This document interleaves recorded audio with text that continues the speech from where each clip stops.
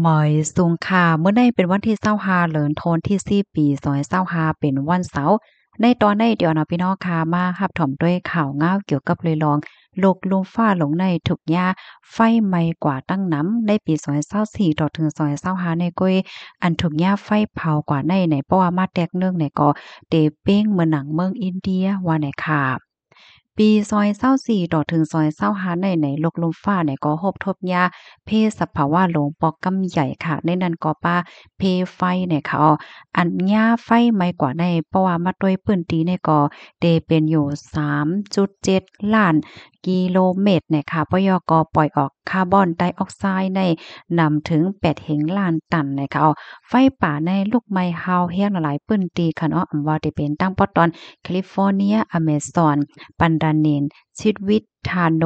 และตั้งปอตอนอันเป็นสายแม่น้ำของโกไหลเจ้าในค่ะยิงเนอไฟไหม้เจ้าในเสียก็มันก็เฮ็ดให้มีลองเตื้อเคิกต่อโลกลมฟ้านั่นค่ะเนาะเหมือนจังหนังว่าโลกลมฟ้าร้อนไหม้ว่าสังว่าเจ้าในค่ะตั้งฝ่ายโพค้นคว้าฝ่ายปักดาด้วยฟิงฟ้าราศีเขาก็ปันฟ้างเตือนว่าไฟป่าใน เพราะว่ามันไหม้แห้งๆเฮ็ดให้ติ๊กๆเพราะว่าเนี่ยจึงไหนมันยิงแค้นเตเตอเฮ็ดให้โลกลมฟ้าหลงเฮาค่ะได้เด้อร้อนไหม้ยาวเฮ็ดให้ค่ะมนุษย์สากลเฮาค่ะกึ่งดีไลไว้นักใส่ใจเสียก็หารายต่างแก้ไขหนังเต้ๆว่าเฮ็ดจังไหนค่ะตั้งฝ่ายผู้ค้นคว้าเขาลาดว่าปื้นตีอันไฟไหม้ป่านำแห้งหนาอันตึกคึกแห้งหนาได้ก็เป็นตีแคลิฟอร์เนียค่ะเนาะแคลิฟอร์เนีย ปอตอนไตปยกอันเป็นตั้งปอตอนสายแม่น้ำแอเมซอนตั้งปอตอนปันตานินซิวิทาโน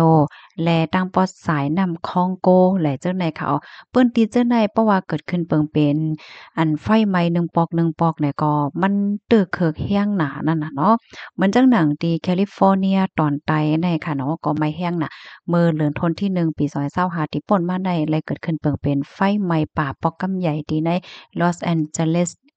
ย้อนนำค่ะลอสแอนเจลิสและหิมฮอมเฮ็ดจังไหนค่ะนะเมื่อพ้องนั้นก็มันเป็นขิงข้าวกัดไหนเนาะก็เป็นข่าวเงาลือหลังลือใหญ่ลงไว้เฮ็ดไหนค่ะนะมันอำต้อนยามเป็นไฟไหม้เฮาแฮงจังหนังไหนมาเสปอค่ะเฮ็ดให้มีคนรู้เส้นสายใจกว่า30ก่อเฮิรนเยหมอก11,000เฮงหาปากหลังใน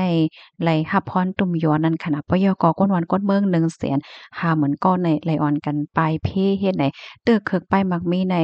140,000,000,000ดอลลาร์อเมริกันนะคะปยกเที่ยงตีหนึ่ง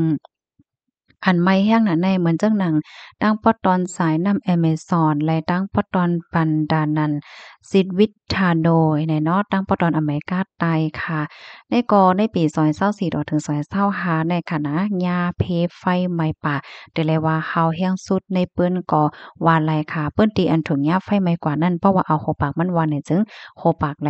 35%เฮ็ดจังไหนค่ะ ปื้นตีเจ้านั้นซ้ำไหนมันตีเป็นตีอยู่สร้างเศร้าของศตวรรษที่อันหายากปยก็ได้มีศตวรรษหลายเจอพันอยู่เศร้าไว้เฮ็ดจังนี้นั้นขณะอิงเนอไฟไหม้ปอกกำได้เสียก็มันก็ตึกเคิกต่อลองอยู่สร้างเศร้าของศตวรรษเจ้าในสิปยก็ปล่อยออกคาร์บอนได้สูงถึง6ปนเจ้าในลูกกว่านเฮ็ดไหนคะออก อ๋อค่ะนี่ก็เป็นเกี่ยวกับเลยลองเพไฟเฮ็ดจั่งใดค่ะเนาะข้อมูลอันนี้ค่ะเฮาเนี่ยก็เลยพึ่งอิงมาที่ห้องการข่าว TNN ออกไว้เนี่ยค่ะพี่น้องค่ะรับถอมเยาหันถึงจึงคือพ้องเนี่ยก็ปันตาหันถึงมาหลายค่ะเนาะเพราะว่าเฮาค่ะมาโดยในโลกลมฟ้าในหมู่เหลียวก็มีรองแข็งตานำค่ะเนาะเพไฟก็มาแฮงเพกัดก็มาแฮงเพน้ำก็มาแฮงเพลมก็มาแฮงเนี่ยเนาะ ค่ะตอนได้ก็ได้ไปอ่านทางหันถึงพี่น้องค่ะก้อยหันถึงจึงก็แต้มมาไลเนาะได้ย้อนอ่านข่าวโหเหลียวก้อยตอนได้กำลังได้ย้อนมาอ่านทางหันถึงพี่น้องเฮาเนี่ยค่ะถ่อมกันอยู่ที่ไหลตั้งไหลพองเนี่ยเนาะก็ต้องตั้งมาไหลอบอ้อไหลเนี่ยค่ะป้อโขดซาเตื้อต่อป้ายอยู่ลีอยู่ค่ะ5ปีใส่หมอหอมซับแรงในปันเอ็ดหนึ่งค่ะนะคะลองได้แต่ก่อข้าวใส่หมอหอมย้อนลาดว่า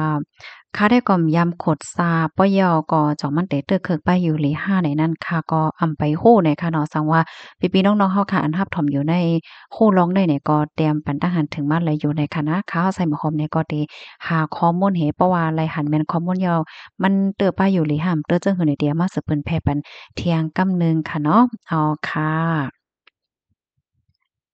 อ๋อค่ะถ่อมกันอยู่ที่ไลฟ์ตั้งไลฟ์เนี่ยค่ะเนาะก็ต้องตากมาไหลอยู่เนี่ยค่ะเนาะย้อนให้กูก็อยู่หลีกินหวานค่ะยาก็มีปีเฮาค่ะก็นึงเตรียมมาว่าโขดซาแต่อำป้อหลีก้อยกาอยู่หลีโขดซายาวซ้ำหายแต่อยู่หลีมาแต่อ๋อค่ะลองโขดซาหน่อยค่ะเนาะอ๋อค่ะใจหมายความในก็เด็กเข้าใจหาข้อมูลด้วยค่ะนะเพราะหันแม่นเดมา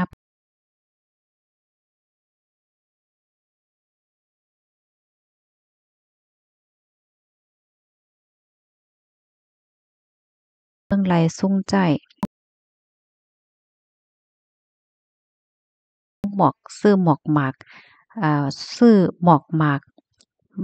หลายๆเนี่ยเนาะ ป้อป่นหรือเนาเป็ดละลายค่ะเนาะอ๋อค่ะๆยินหลีนจ้มค่ะอันนี้ก็ปันตาหันถึงมาที่อเมริกันเฮ็ดออกกาแต่งกาหลงอำโลมีก้นฮ้อเนี่ยเนาะแม่นแล้วค่ะที่นอกเมืองในค่ะนะอะโลยเปิ้นเนี่ยก็คับขึงปกป้องอยู่เดียวๆค่ะเนาะน่ะคือมันป้อเตเลหรืออ่อนต้อนเหลือเสเก่าจ้าหรืออ่อนต้อนเหลือเสเก่าสังว่าเจิ้นได้เฮ็ดให้ค่ะอ้อ ไม่ทรงค่าหับถอมเขาก็อยู่ตาซีเนี่ยค่ะอ๋อมาแทงตาหันถึงอันหนึ่งค่ะเนาะปีเฮาคาเตรียมมาอันออกข่าวก้นพิษกันนั่นมันเป็นรองอำลีป้อเอารองเหยงแงว่าแต้เนี่ยเนาะก็มันเป็นรองจื่อเสียงอำลีเนี่ยค่ะว่าเนาะออกค่ะอันนี้ก็ปีลานเฮาคาปันตาหันถึงมาเนี่ยค่ะเนาะก็ยินเหรียญจมค่ะอันแรกค่ะเฮาเนี่ยก็ได้ย้อนลัดนี่ลองตั้งเงาหาเปิงเป็นมันค่ะนะเมื่อแต่มันเนี่ยค่ะตั้งฝ่ายนั่งยิ่งเนาะ เขาในก็ส่งข้อความแล้วก็ย้อนตั้งจอยเถียมมาเขาลาดว่าเขาไปนั่งยิ่งใต้ก้อนหนึ่งเขาถูกย้าโพดใจาย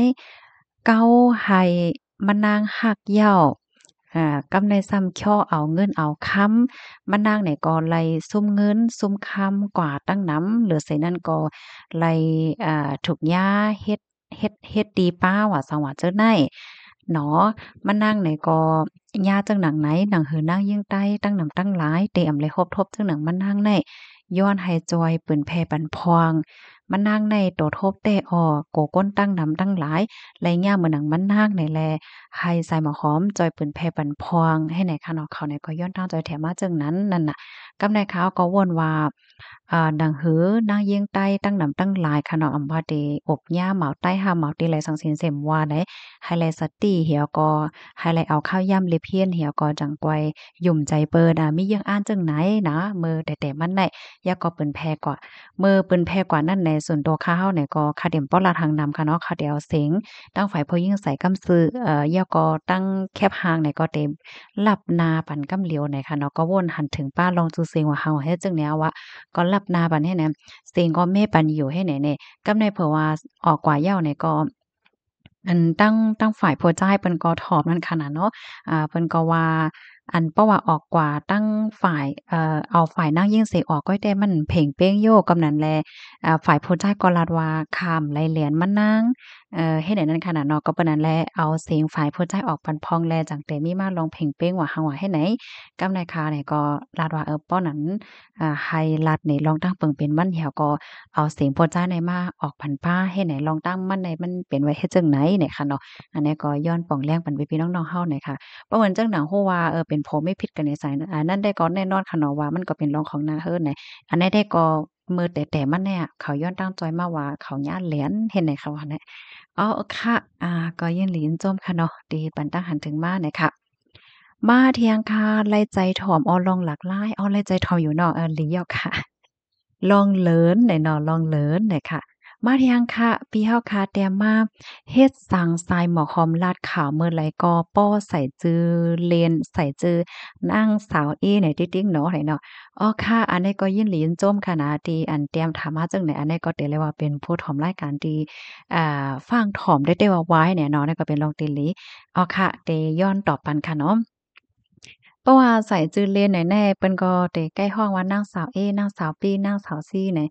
มันก็เป็นตัวเลขของอังกฤษนั่นขนาดเนาะ A B C D เฮ็ดแนนั่นน่ะเนาะมันง่ายหลีเฮ็ดจั่งใดคะอ้อมานั่งมักป้อมักแลก็เฮาได้ใกล้ได้ยินว่า